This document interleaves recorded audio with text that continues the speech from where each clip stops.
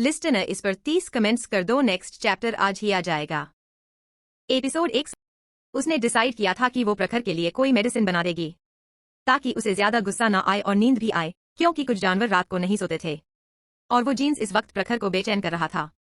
नहीं, मुझे नहीं उठना है, मुझे ये पोजीशन बेहद कंफर्टेबल लग रहा है, प्रखर बेशर्मी से बोला और उसकी गले पर किस और बाइट करने लगा। वही नियति प्रखर को दूर करने की कोशिश कर रही थी, पर उसकी दिल उसका साथ नहीं दे रहा था। अब आगे प्रखर को नियति की सॉफ्ट स्किन किसी रुई की तरह स्मूथ लग रही थी, जैसे उसके जोर लगाने से ही वो पिघल जाएगी।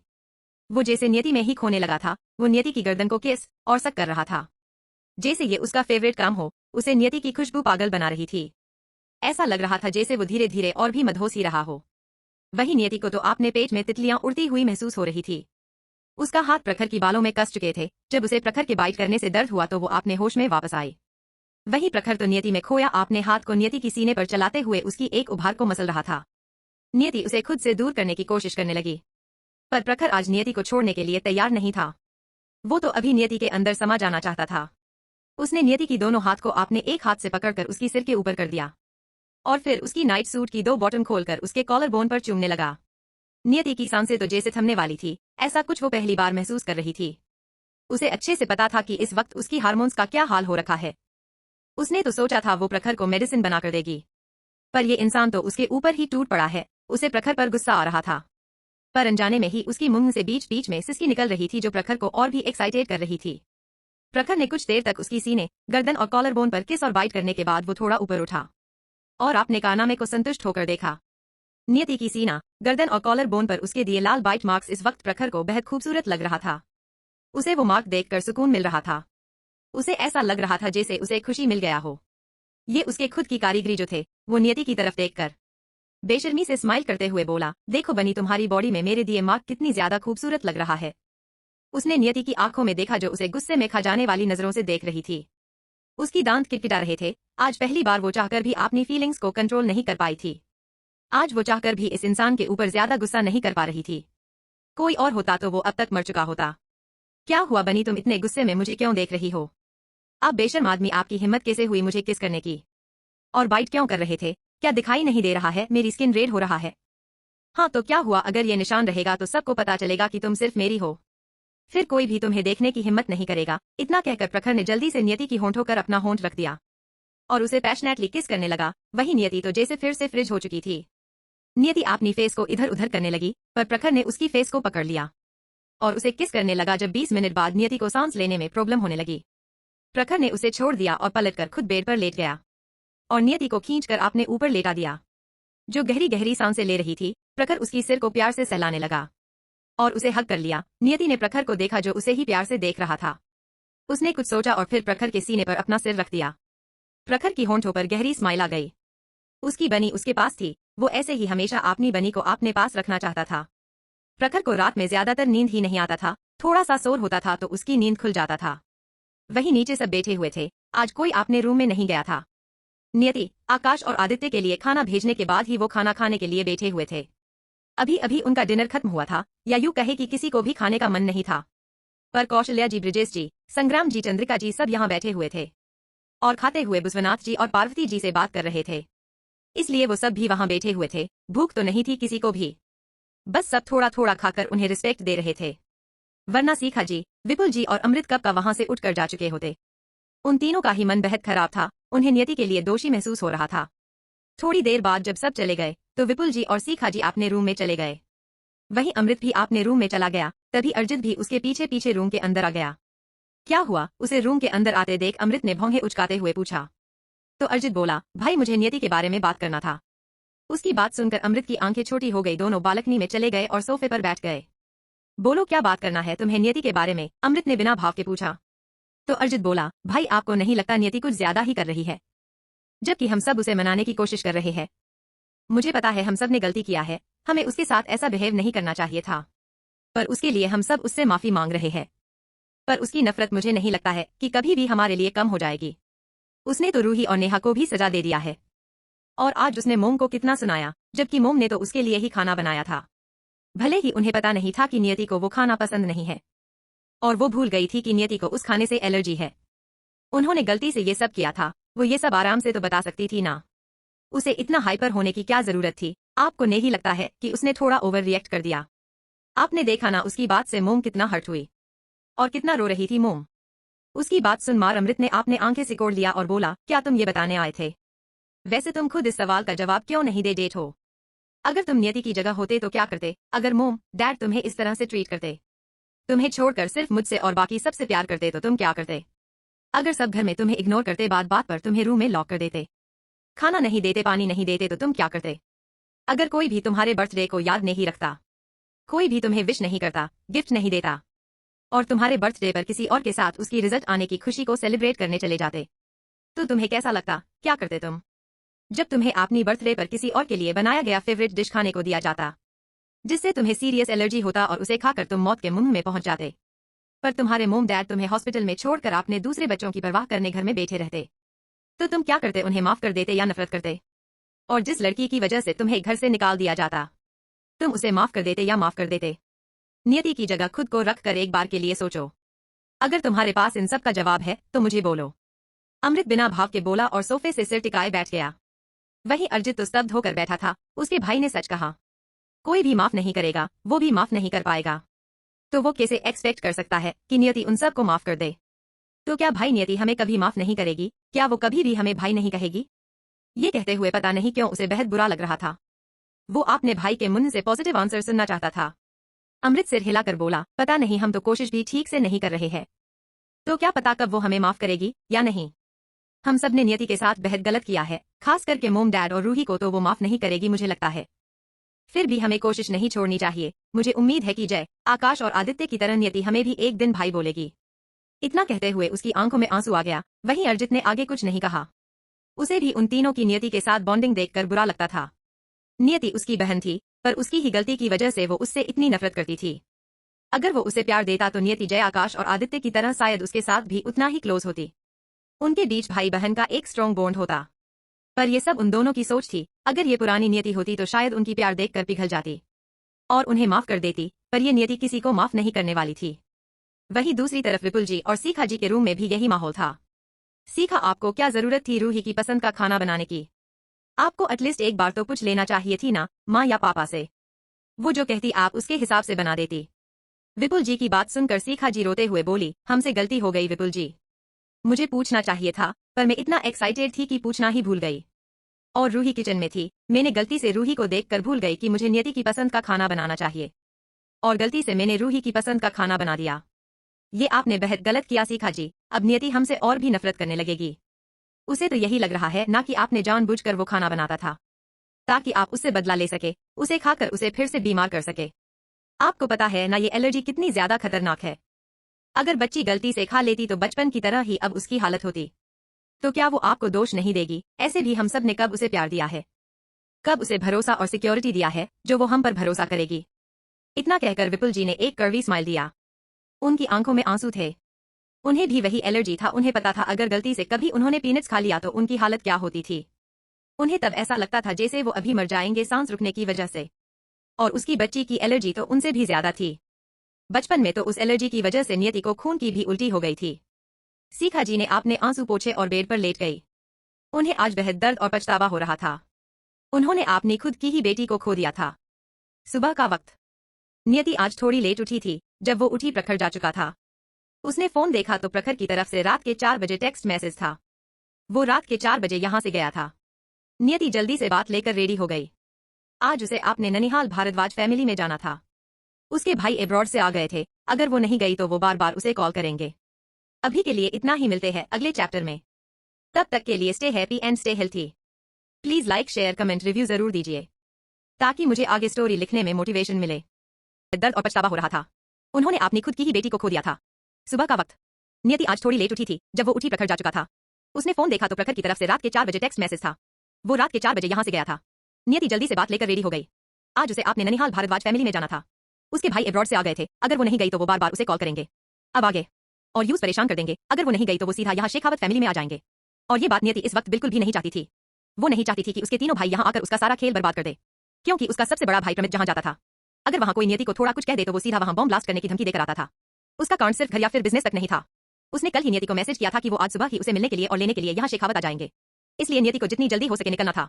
क्योंकि वो अपने भाई को अच्छे से जानती थी। खास करके उसका सबसे बड़ा भाई पागल हो जाता था उसके लिए। एक बार जब वो एक मिशन पर गई थी स्पेशल हेड फोर्स के साथ साइंटिफिक रिसर्च करने, क्योंकि गवर्नमेंट ने उसे बहुत ज्यादा रिक्वेस्ट किया था। जब बहुत दिन हो गया तब प्रमीत ने गवर्नमेंट की टीम से बात किया तो उसे पता चला नियति इतने दिन से किसी डेंजरस मिशन पर गई है जहां केमिकल बहुत खतरनाक था, अगर प्रिसिजन ठीक से ना लिया जाए तो मौत भी हो सकता है। उस वक्त वो इतना पागल हो गया था कि उसने पूरा ऑफिस तहस नहस कारण पर उतारू हो गया था और या ने सबके सामने ही ये धमकी दिया था कि अगर उसे अपनी बहन सही सलामत नहीं मिली तो वो रिसर्च सेंटर में बॉम्ब ब्लास्ट करवा देगा। प्रमीत नियति का भाई था, इसलिए गवर्नमेंट ऑफिसर्स की भी हिम्मत नहीं थी उसे कुछ भी कहने की, वरना कोई और होता तो इतनी सीरियस धमकी के लिए जरूर उसे जेल में डाल दिया जाता। नियति वहां से नीचे चली गई। आज वो बहुत ज्यादा खूबसूरत लग रही थी।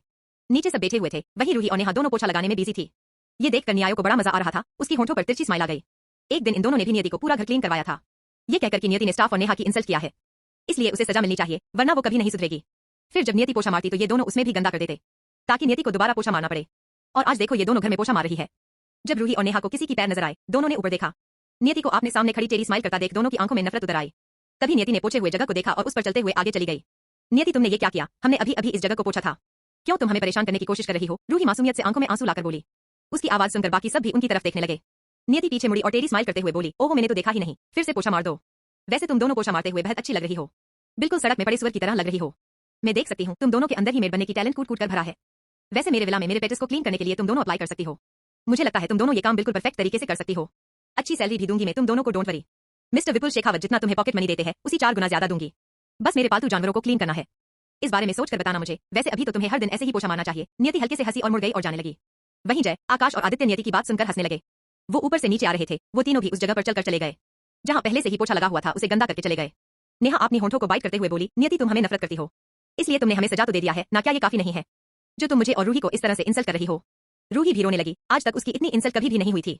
नियति मुझे बस गलतफहमी हो गई थी और नेहा ने गुस्से में बस कुछ गलत चीजें बोल दिया था फ्रेंड्स के सामने। क्या तुम इस वजह से हमें इतनी नफरत करती हो और बुरी तरह से इंसल्ट करना चाहती हो? उन दोनों की बात सुनकर सीखा जी और अर्जित विपुल जी को थोड़ा बुरा तो लगा, पर वो कुछ नहीं बोले। नफरत मुझे तुम जैसे कूड़े की ढेर से नफरत नहीं घिनाती है, और ऐसे भी मैंने तुम दोनों सच में सीरियसली ऑफर दिया है। मैं कोई मजाक नहीं कर रही हूँ, तुम दोनों बस मुझे इस काम के लिए ठीक लगे, इसलिए मैंने तुम दोनों को ये ऑफर दिया। नियति उन दोनों को घिन से देखकर बोली जैसे दोनों कचरा हो, और यही बात रूही और नेहा के दिल में बुरी तरह से चुभ गई। और वो ये देखकर भी उदास थे कि उनकी फैमिली वाले भी नियति को कुछ नहीं बोल रहे थे, जैसे उन्हें कुछ फर्क ही ना पड़ता हो। नियति जैसे ही जाने वाली थी तभी गार्ड चिल्लाते हुए अंदर आया, अरे सर आप बिना परमिशन के ऐसे कैसे अंदर जा सकते हो? सबने गेट की तरफ देखा जहां से 3 लड़के दंदनाते हुए अंदर आ रहे थे और गार्ड उन्हें रोकने की कोशिश कर रहा था। किसी को समझ नहीं आया कि ये तीनों कौन है और बिना परमिशन के कैसे उनके घर में घुसे चले आ रहे हैं। पर नियति ने जैसे ही उन तीनों को देखा उसका मन किया अभी अपना सिर पीट ले, क्योंकि ये तीनों कोई और नहीं उसके तीनों भाई थे, दोनों मामा जी के बेटे जो यहाँ तक आ गए थे। अगर वो थोड़ी देर पहले घर से बाहर चली जाती तो कितना अच्छा होता। कल उसके भाई ने कहा था कि वो तीनों उसे लेने आएंगे, इसलिए उसे लगा अगर वो सुबह ही यहाँ से चली जाएगी तो ही ठीक रहेगा, उसके भाई को यहाँ आना ही नहीं पड़ेगा। ये तीनों उसके भाई नहीं खुले सामने थे, जहां भी जाए उसके दोनों भाई सबको धमकी देते थे और उसका दूसरा बड़ा भाई उन्हें कुछ भी करने से नहीं रोकता था, उल्टा वो बिना बोले ही कर जाता था। ये तीनों बस काम के टाइम ही सीरियस रहते थे, बाकी जब बात उस पर आई तो ये तीनों दूसरों काट खाने के लिए तैयार हो जाते थे। उसके लिए उनका सारा बुद्धि ही गायब हो जाता था और तीनों ही बच्चे बन जाते थे। तभी एक गार्ड ने प्रमीत को रोकने के लिए गलती से उसके हाथ को पकड़ लिया। प्रमीत ने गुस्से से उस गार्ड के कॉलर को पकड़ लिया और बोला, तुम रुकोगे मुझे अपनी प्रिंसेस से मिलने से? इस मेंशन को बॉम्ब से उड़ा दूंगा, जानते नहीं हो मुझे मैं प्रमित भारद्वाज में अपनी बहन के लिए क्या कर सकता हूँ? वही सीखा जी जो अब तक उन तीनों लड़कों को पहचानने की कोशिश कर रही थी, क्योंकि वो तीनों ही उसे बेहद जाने पहचाने लग रहे थे। अब ये नाम सुनकर वो हैरान हो गई, उनकी आंखों में आंसू आ गया। जब उन्होंने अपने घर वालों के खिलाफ जाकर विपुल जी से शादी किया था तब उनके डैड जगजीत भारद्वाज ने उनसे अपना सारा रिश्ता खत्म कर दिया था। उन्हें ये रिश्ता बिल्कुल भी मंजूर नहीं था, क्योंकि विपुल 3 बच्चों का बाप था। वो तो विपुल को बर्बाद कर देना चाहते थे, सीखा की जिद की वजह से रुक गए। फिर जब सीखा ने शादी कर लिया तो उन्होंने सीखा से सारा रिश्ता खत्म कर दिया। सीखा जी की शादी को 20 साल हो गया था, तब उसके ये तीनों भतीजे बहुत छोटे थे। प्रमीत सिर्फ 5 साल का था, उससे छोटा बेटा 3 साल का था और उसके छोटे भाई का इकलौता बेटा 2 साल का था। सीखा जी ने बाद में उनसे कांटेक्ट करने की बहुत कोशिश किया था, पर उनकी मां रुक्मणी भारद्वाज ने कभी भी उनसे रिश्ता नहीं रखा। उन्हें ऐसी बेटी नहीं चाहिए थी जो हमेशा गलत फैसला लेती है। वही विपुल जी भी पहचान गए थे कि ये सीखा की मां के भारद्वाज फैमिली से है। उन्हें समझ नहीं आ रहा था कि ये लोग यहाँ क्या कर रहे हैं, ये क्या हो रहा है यहाँ, और तुम सब कौन हो जो हमारे ही घर में आकर हमारे ही घर को बॉम्ब से उड़ाने की धमकी दे रहे हो? अमृत सख्त भाव से भौहें उचकाते हुए कहा। बच्चों को नहीं पता था कि सीखा जी कितनी बड़ी फैमिली से बिलोंग करती है, क्योंकि किसी ने उनसे कभी इस बारे में बताया ही नहीं था। तभी अर्जित भी गुस्से से बोला, हाँ कौन हो तुम तीनों जो घर में जबरदस्ती घुस रहे हो, और यहाँ कौन है तुम्हारी बहन? अर्जित ने इतना कहा और गौर से देखा तो 2 लड़कों को वो पहचान गया, क्योंकि उनमें से एक उसके साथ ही एक क्लास में था, पर उनका डिपार्टमेंट अलग था इसलिए वो पहचान नहीं पाया। जिसके पीछे क्लास की सारी लड़कियां पागल थी और दूसरा शायद उनका सीनियर था, और सब जानते थे कि वो भारद्वाज फैमिली से है। कैंपस में लगभग सारी लड़कियां उसकी दीवानी थी। वो उन तीनों को कुछ पूछने आगे जाता उससे पहले नियति आगे बढ़ गई। सब कंफ्यूज हो गए, आरती जी भी अपनी जगह से उठ गई। इतने सालों बाद अपने सामने अपने भतीजे को देखकर वो सदमे में थी। नियति को देखते ही तीनों भाई की आंखों में चमक आ गई। नियति के पीछे जय, आकाश और आदित्य भी थे। उन्हें डर था कि कहीं ये तीनों अनजान लोगों की बहन को चोट ना पहुंचा दे। जैसे नियति उनके पास गई, प्रमीत जिसने गार्ड की कॉलर को पकड़ रखा था उसने उसे झट से छोड़ दिया और आगे जाकर नियति के गले लग गया। प्रिंसेस देखो हम आ गए हैं, तुम यहाँ क्यों आई? इस बकवास जगह पर तुम घर क्यों नहीं आई? प्रमीत नियति की सिर को सहलाते हुए बोला, रिलैक्स बड़े भाई मैं बिल्कुल ठीक हूँ, क्या आपको लगता है मुझे कोई छू सके? इतना किसी की औकात है?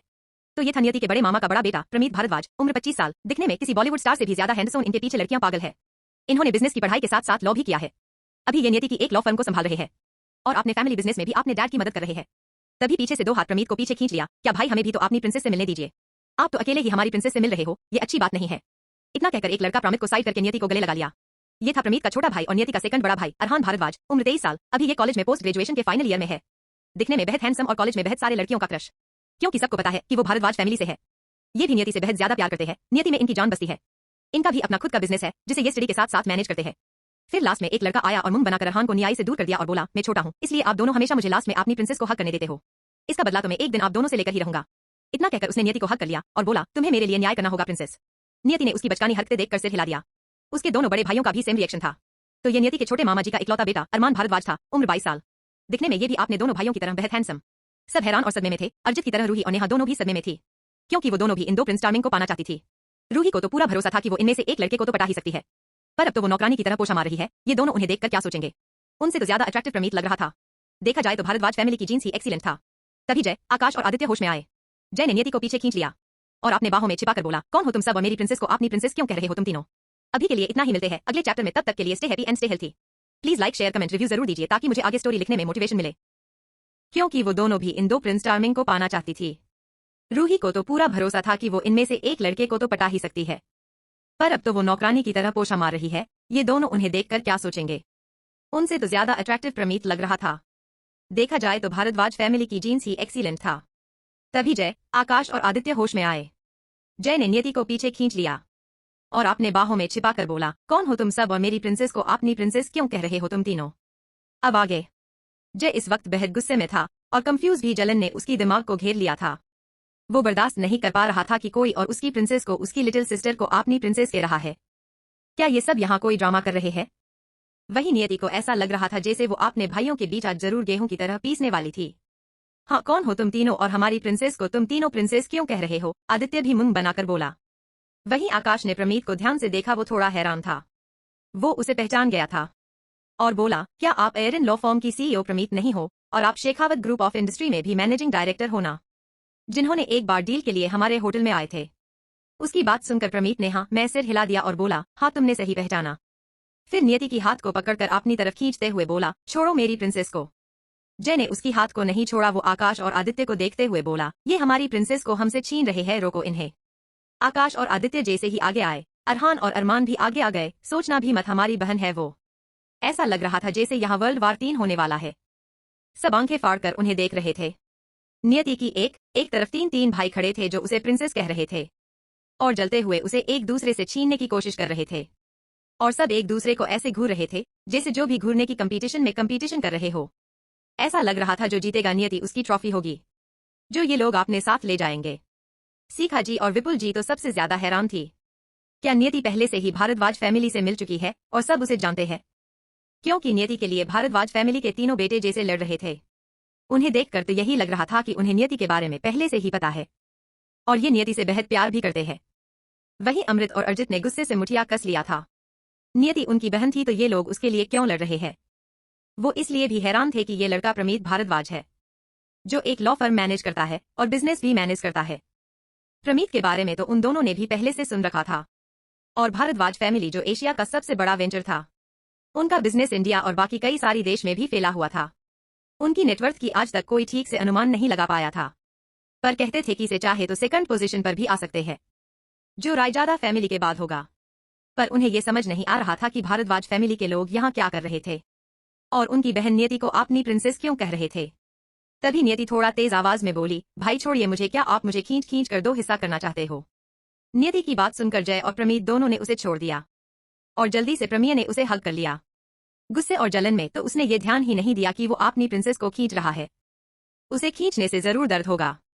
सॉरी प्रिंसेस, ये भाई की गलती है, मैंने ध्यान नहीं दिया।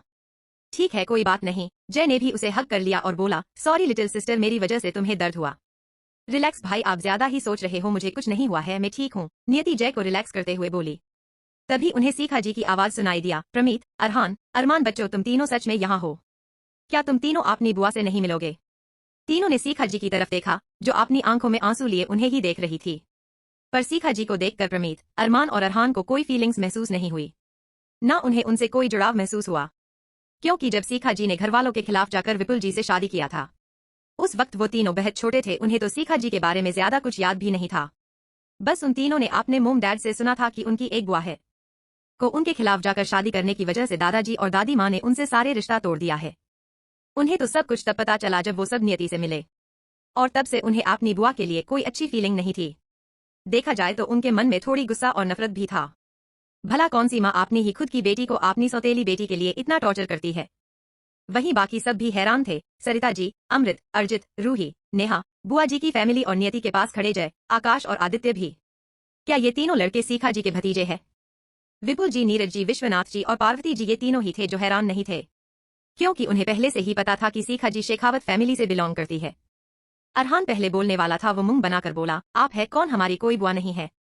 एक बुआ थी, मेरे डैड ने बताया था, पर वो अब नहीं है, और ना ही हमें ऐसी बुआ चाहिए, ना ही हम उन्हें याद रखना चाहते हैं जो अपनी सौतेली बेकवास बेटी के लिए अपनी खुद की बेटी को पेट में मारने की कोशिश कर सकती है और अपनी बेटी को हर दिन टॉर्चर कर सकती है। ऐसी औरत हमें हमारी बुआ की रूप में चाहिए भी नहीं। हम यहाँ सिर्फ अपनी इकलौती बहन अपनी प्रिंसेस से मिलने के लिए आए हैं। उसकी बात सुनकर सीखा जी हैरानी से उन्हें देखने लगी। उनकी आंखों से आंसू बहने लगे। वही रूही और नेहा जो ये जानकर हैरान थे कि उनकी मोम आंटी की बैकग्राउंड इतना स्ट्रॉन्ग है। उन्होंने सोचा था कि अपनी मोम के जरिए वो इन लोगों के करीब जा सकते हैं। रूही को लगा आखिर थी तो वो अपनी मोम की प्रिंसेस। अगर वो भारद्वाज फैमिली में भी सबकी लाडली हो गई तो सबके सामने उसकी इज्जत कितनी ज्यादा बढ़ जाएगी। सब उसे भारद्वाज फैमिली की प्रिंसेस के रूप में जानेंगे। फिर तब वो जो चाहे वो कर सकती है। और ऐसे भी इनके साथ तो उसकी खून का कोई रिश्ता नहीं था। अगर नेहा इनमें से किसी से शादी करती है तो सब भी उनकी तरफ ही रहेंगे, क्योंकि अब तो उसका नया निशान प्रखर रायजादा बन चुका था। वो अरहान या अरमान को डेट करना चाहती थी पहले, ताकि वो हमेशा लाइमलाइट में रहे और सब उसे देखकर जले। ऐसे भी पहले वो प्रखर से नहीं मिली थी और रायजादा फैमिली की बच्चों को रिझाना मुश्किल था, इसलिए उसने भारद्वाज फैमिली की दोनों बेटों पर नजर गड़ाए रखा था। विपुल जी को भी बुरा लगा, उनकी वजह से आज सीखा जी को अपने घर के लोग ही नफरत करते थे। सीखा जी उनसे प्यार करती थी और इसलिए उन्हें अपना घर छोड़ना पड़ा। उन्होंने अपनी घरवालों के खिलाफ जाकर उनसे शादी किया। वो इतनी बड़ी घर की बेटी थी, उनकी करियर बेहद अच्छा था, वो जहां चाहे जिसे चाहे शादी कर सकती थी। उनके पापा जगजीत उन्हें कभी मना नहीं करते, पर फिर भी सीखा जी ने उन्हें चुना, बिना प्यार की शादी को चुना। उन्होंने उनके तीनों बच्चों को भी एक्सेप्ट किया, इतनी एजुकेटेड होकर भी हाउसवाइफ बन गई। सीखा जी भारद्वाज फैमिली की राजकुमारी थी, जिन्होंने पहले किचन में कदम भी नहीं रखा था, पर शादी के बाद तीनों बच्चों के लिए खाना बनाने के लिए वो खुद किचन जाती थी। और उनकी इसी नेचर से धीरे धीरे विपुल जी को उनसे बेहद ज्यादा प्यार हो गया। पर बच्चों के मामले में वो फिर भी सेल्फिश हो गए। उन्हें अपने तीनों बच्चों की इनसिक्योरिटी और नेग्लेक्ट होने का डर था, जिस वजह से उनकी बेटी उनसे हमेशा के लिए दूर हो गई। सीखा जी ने उनके लिए इतना किया, पर उन्होंने क्या किया? वो तो अपनी और सीखा की इकलौती बेटी को भी प्यार नहीं दे पाए, क्योंकि उन्हें रूही की नाराज होने का डर था। प्रमीत, अरहान और अरमान तीनों आगे आए और विश्वनाथ जी और पार्वती जी के पैर को छू लिया, तो दोनों ने उन तीनों को आशीर्वाद दिया। तीनों पहले भी हॉस्पिटल में विश्वनाथ जी और पार्वती जी से मिल चुके थे। उन्हें ये भी पता था कि घर में सिर्फ विश्वनाथ जी और पार्वती जी ही थे जो नियति से बेहद प्यार करते थे। जब भी रूही कंप्लेंट करती थी कि नियति ने उसकी कोई चीज तोड़ दी है, पार्वती जी उस चीज का पैसा दे देती थी ताकि ये लोग नियति को ना डांटे। खुश रहो बेटा, तुम सब कैसे हो? और जगजीत जी कैसे है अब? विश्वनाथ जी ने पूछा। तो प्रमीत स्माइल करते हुए बोला, जब हमारी प्रिंसेस है तो भला दादाजी को क्या हो सकता है? उसने आपको जैसे ठीक किया था, दादाजी को भी तो ठीक किया था। दादाजी तो कह रहे थे कि उनकी पोती पास हो तो वो और भी 100 साल जिंदा रहने वाले हैं। और मेरा तो आप जानते ही हो, अभी मैं अपनी प्रिंसेस की लॉ फर्म एरिन को संभाल रहा हूँ। उसकी बात सुनकर सब शक थे। क्या जिस लॉ फर्म में प्रमीत भारद्वाज सीईओ है, वो उसका खुद का नहीं बल्कि नियति की लॉ फर्म है? संग्राम जी हैरानी से बोले, बेटा क्या तुम ये कह रहे हो कि एरिन लॉ फर्म तुम्हारा नहीं बल्कि नियति बच्ची की है? आप तो संग्राम रॉय है ना, पिछली साल आपने हमें एक केस दिया था, प्रीतम बोला। तो संग्राम जी हाँ में सिर हिलाकर बोले, हाँ आखिर वो इंडिया की सबसे बेस्ट लॉ फर्म है। वहीं अरहान और अरमान तो नियति के पास चले गए थे। नियति को ऐसा लग रहा था जैसे उसकी सारी आइडेंटिटी आज बाहर निकाल कर रहेंगे ये लोग।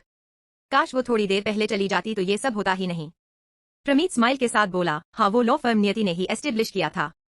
उसकी बात सुनकर सब हक्का बक्का रह गए। विपुल जी, सीखा जी तो आंखें फाड़े अपनी बेटी को देख रहे थे, जिसकी पता नहीं और कितनी आइडेंटिटी थी जो उन्हें आगे शक देने वाली थी।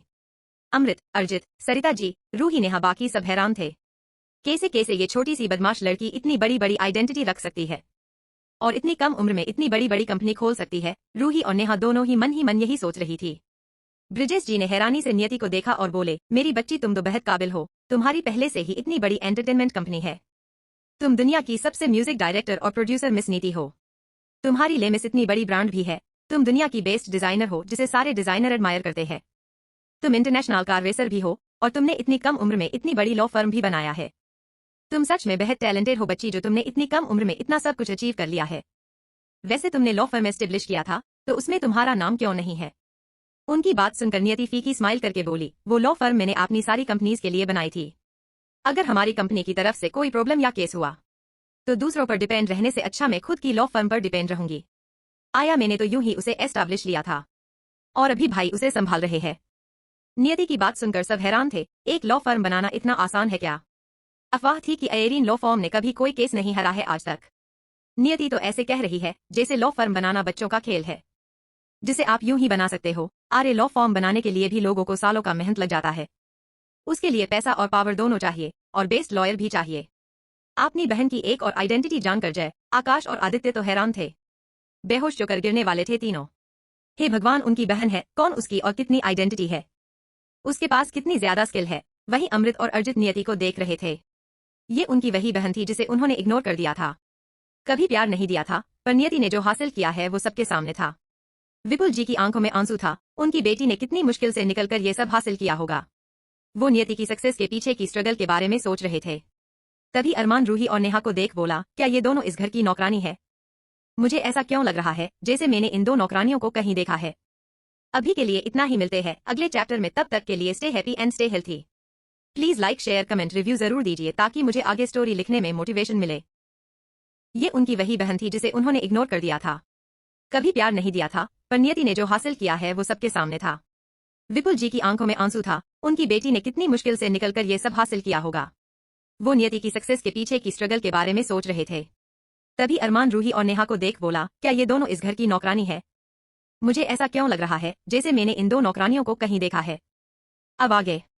अरमान की बात सुनकर रूही और नेहा, जो अभी तक उसे प्यार से निहार रही थी और सोच रही थी शायद अरमान को उसकी खूबसूरती देखकर उनसे प्यार हो गया है, इसलिए अरमान गौर से उन्हें देख रहा है। पर अरमान की बात सुनकर तो जैसे उनके सारे अरमानों पर तो जैसे पानी ही फिर गया। दोनों का ही चेहरा काला पड़ गया। उनके हाथों में अभी भी पोछा था जिसे बकेट में रखना ही वो भूल गए थे। उन दोनों ने जल्दी से पोछा कपड़े को नीचे फेंक दिया। दोनों को ही बेहद ज्यादा शर्मिंदगी महसूस हो रही थी। दोनों ने लाचारी से अपनी मोम की तरफ देखा। रूही और नेहा को अपनी तरफ देखता पाकर सीखा जी और विपुल जी को भी थोड़ा बुरा लगा। अब तक तो सब नियति की एक और आइडेंटिटी जानकर ही सदमे में थे। वो सब सदमे से जल्दी ही बाहर आ गए। नियति की न्यू आइडेंटिटी जानकर तो वो हर बार हैरान होते हैं। अब उन्हें इसकी आदत डालनी पड़ेगी। अगर कोई फ्यूचर में आकर ये कहे कि इस देश की प्रेसिडेंट भी नियति की इशारे पर चलते हैं तो भी वो शायद मान लेंगे। वहीं अमृत और अर्जित को भी अपनी बहनों के लिए नौकरानी सुनकर गुस्सा आ रहा था। जय, आकाश और आदित्य को हंसी आ रही थी। आकाश ने तो अपनी हंसी रोक लिया, पर जय और आदित्य तो अपने मुंह पर हाथ रखकर हंसने लगे। जय अपनी हंसी कंट्रोल करते हुए बोला, अरे वाह, चलो कम से कम किसी को तो सच दिखाई दिया। वहीं जय की बात सुनकर रूही और नेहा उसे गुस्से से घूरने लगे। जय, आकाश और आदित्य तीनों को पता चल गया था कि ये तीनों शेखावत फैमिली से है और सीखा जी की घरवाले हैं। नियति को ये सब बेहद प्यार करते हैं उनकी ही तरह, इसलिए उन्हें उन तीनों से कुछ प्रॉब्लम तो नहीं थी। फिर भी अभी भी उन्हें प्रमीत, अरहान और अरमान से जलन हो रही थी कि उनकी बहन उनसे पहले इन सबको भाई बोला है और इन सबल साथ इतनी क्लोज भी है। उन्हें ऐसा लग रहा था जैसे उन्हें और ज्यादा एफर्ट्स करना चाहिए ताकि वो ही नियति के दिल में नंबर 1 भाई के तौर पर रह सके। तभी सीखा जी और कोई कुछ बोलता उससे पहले अरमान बोला, हाँ याद आया, ये दोनों तो हमारी ही कॉलेज में है ना, इसलिए शायद देखा देखा सा लग रहा है, पर अब उनकी चेहरे सुअर की तरह हो गया है, इसलिए मैं इन्हें जल्दी पहचान ही नहीं पाया। सच में ये दोनों बेहद हार्ड वर्किंग है। आई मीन सर्वेंट होकर भी ये दोनों काम करके अपनी सैलरी से इतने बड़े इंडिया की सबसे बड़े कॉलेज में पढ़ रहे हैं। उसकी बात सुनकर तीनों भाई फिर से हंसने लगे। तभी सीखा जी बोली, अरमान बेटा, ये कोई हमारे घर की सर्वेंट नहीं है, ये मेरी बेटी रूही है और तुम्हारी बहन है, और ये नेहा है, वो भी इस घर की बेटी है। तुम्हें गलतफहमी हो रही है। उनकी बात सुनकर अरमान का चेहरा सख्त हो गया। वो बिना भाव के बोला, ओहो, तो ये है वो घटिया लड़की, मतलब आपकी प्यारी सौतेली बेटी, जिसकी वजह से सबने मेरी प्रिंसेस को इग्नोर किया और टॉर्चर किया, फिर 5 साल की उम्र में उसे लेकर हॉस्टल में छोड़ दिया। ये लड़की दिखने में ही किसी चालक लोमड़ी की तरह लग रही है। तभी अरहान बोला, मिसेस शेखावत, ये लड़की आपकी बेटी हो सकती है, पर इस लड़की को हमारी बहन कहना बंद कीजिए। ये कोई हमारी बहन नहीं है, ये आपके पति और उनकी पहली बीवी की बेटी है। इस लड़की के साथ हमारा कोई लेना देना नहीं है, तो ये हमारी बहन कैसे और कहां से हो गई? हम ना तो आपको अपनी बुआ मानते हैं ना आपके पति को फूफा मानते हैं, इसलिए किसी भी एरे गेरे कचरे की ढेर लड़की को हमारी बहन बनाने की कोशिश मत कीजिए। तभी प्रमीत, जो दादाजी और ब्रिजेश जी से बात कर रहा था, वो भी ठंडे भाव से बोला, हम भारद्वाज फैमिली से है, हम कोई एरे गेरे फैमिली से बिलोंग नहीं करते हैं। हमारे फैमिली में कचरों को बाहर फेंका जाता है, ना कि उसे सिर पर रखे घुमा जाता है। इसलिए कोई भी कचरा लड़की हमारी बहन नहीं बन सकती। भारद्वाज फैमिली की सिर्फ एक ही प्रिंसेस है और वो है नियति भारद्वाज, और उसे हमारी सरनेम और फैमिली का नाम जहां चाहे जैसे चाहे यूज करने के लिए दादाजी ने कहा है, क्योंकि वो उनकी इकलौती नातिन है। मुझे नहीं लगता है कि आपकी बात सुनकर दादाजी को अच्छा लगेगा। खैर, हम यहाँ अपनी प्रिंसेस को घर ले जाने के लिए आए थे। दादाजी, मिस्टर रॉय, अब हम चलते हैं, अब हम बाद में कभी बात करेंगे, क्योंकि दादाजी, दादी माँ और मोम डैड सब हमारी प्रिंसेस की राह देखकर बैठे हुए हैं। वही नेहा और रूही की आंखों से आंसू बह रहे थे। रूही को गुस्सा और नफरत हो रही थी। अभी अभी इन सब ने कहा कि वो कचरे की ढेर है, क्यों वो भारद्वाज फैमिली की प्रिंसेस नहीं बन सकती? वो शेखावत फैमिली की प्रिंसेस है, तो भारद्वाज फैमिली की क्यों नहीं हो सकती? भारद्वाज फैमिली तो उसकी मोम की फैमिली है ना। इस हिसाब से वो फैमिली तो रूही की ननिहाल हुआ ना। क्या इन लोगों को उसके घरवालों की तरह ही उसे प्यार नहीं करना चाहिए और उसे भी प्रिंसेस ट्रीटमेंट नहीं देना चाहिए? उसकी मोम ने कभी क्यों नहीं बताया कि वो इतनी बड़ी फैमिली से है? वही सीखा जी तो हैरान थी और उनकी आंखों में आंसू आ गए थे।